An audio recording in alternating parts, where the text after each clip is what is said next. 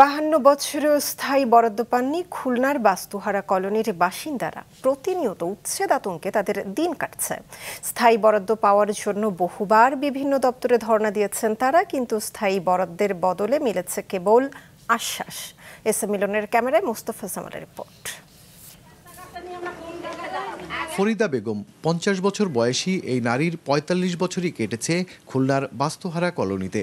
ছিন্নমূল মানুষের পুনর্বাসনে 1972 সালে খুলনার মুজগুন্নি এলাকায় এই কলোনি তৈরি করে গৃহায়ণ কর্তৃপক্ষ।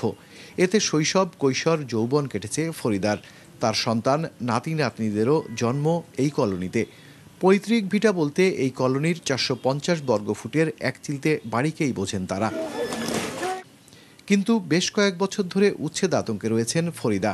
গৃহায়ণ কর্তৃপক্ষের কাছ থেকে অস্থায়ী বরাদ্দ পাওয়া জায়গাটুকুর দলিল না থাকায় স্থায়ী অধিকার পাচ্ছেন না তারা। আমাকে এইটা রেজিস্ট্রি করে দেওয়ার কথা ছিল, আমাকে দেয় নাই।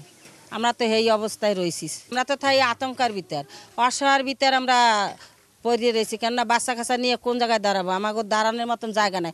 আমাকে তো দাঁড়াইতে হইলে রাস্তায় দাঁড়াইতে হবে। বিভিন্ন সময়ে আশ্বাস পেলেও ফরিদার মতো এই কলোনির 713টি প্লটের বাসিন্দারাও দীর্ঘ 52 বছরেও বরাদ্দ পাওয়া জমির স্থায়ী দলিল পাননি। তো 15 ফিট বাই 30 ফিট জায়গায় 5-7 জন সদস্য থাকা যায়, এটা আপনারাও বোঝেন।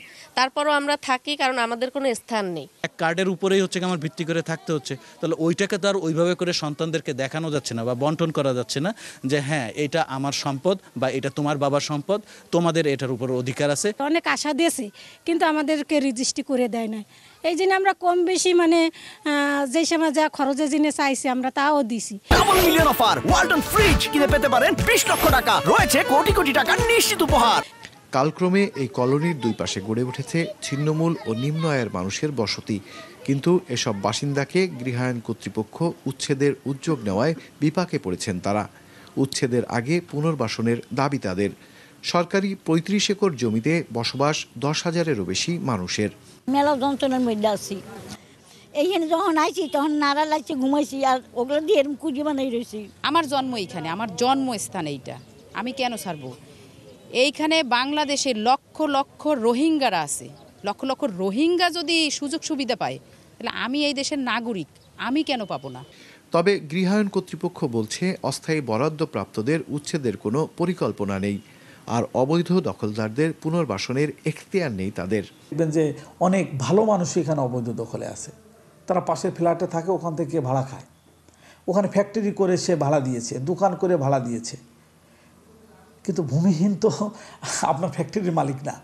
যারা অবৈধ দখলে আছে তাদেরকে আমাদের উচ্ছেদের পরিকল্পনা আছে। বেদখল 9 একর জমি উদ্ধার করে সেখানে নিম্ন আয়ের মানুষের জন্য নতুন প্লট ও ফ্ল্যাট নির্মাণের পরিকল্পনা রয়েছে গৃহায়ণ কর্তৃপক্ষের। মোস্তফা জামাল, মাছরাঙা সংবাদ, খুলনা।